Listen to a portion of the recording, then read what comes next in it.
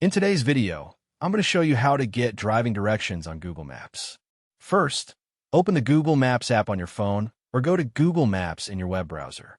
Next, enter your destination in the search bar and select the correct location from the results.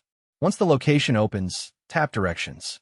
Google Maps will automatically use your current location as the starting point.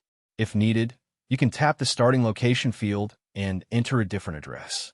Then select the driving option, usually represented by a car icon.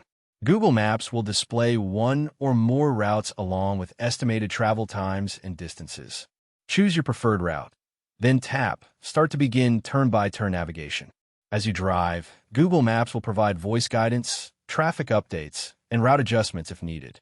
You can also view alternate routes and stopovers before starting your trip to find the best option for your journey. And that's it. Thank you for watching this video. Please feel free to use the affiliate link in the description.